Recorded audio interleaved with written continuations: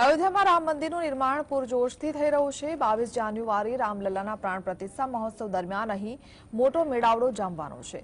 જો કે રામ મંદિર નિર્માણથી અયોધ્યામાં ચરણ પાદુકા બનાવનારા કારીગરોની લોટરી લાગી છે। દિવસે ને દિવસે પાદુકાની ડિમાન્ડમાં વધારો થઈ રહ્યો છે। શ્રીરામ જન્મભૂમિ મંદિરના અભિષેકને કારણે અયોધ્યામાં ચરણ પાદુકાનું મહત્વ વધી ગયું છે।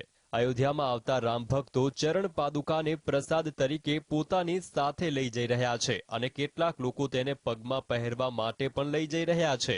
જો કે માત્ર અયોધ્યામાં જ નહીં, સમગ્ર દેશમાં સાધુ સંતો ચરણ પાદુકા પહેરે છે, જેની માંગ અયોધ્યામાં ઘણી વધી ગઈ છે। સાધુ અને સંતો મોટા ભાગે તેમના પગમાં પાદુકા પહેરે છે અને કેટલાક લોકો તેની પૂજા પણ કરે છે। ખાસ વાત એ છે કે હિન્દુઓ દ્વારા પહેરવામાં આવતા આ પાદુકા બનાવવાનું કામ મુસ્લિમ સમાજના કારીગરો કરે છે। આ પાદુકા અન્ય तीर्थ स्थानों बनारस અને गोरखनाथમાં પણ જાય છે।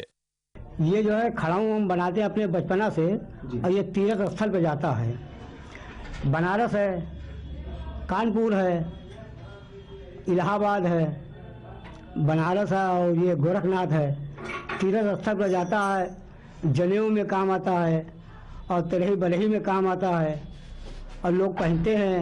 और ये मंदिर जो जब से बन रहा है राम मंदिर अयोध्या में, तो इसका जो है मांग बढ़ रहा है, लेकिन उतना मांग पूरा हम लोग नहीं कर पा रहे हैं पैसा के कमी के वजह से।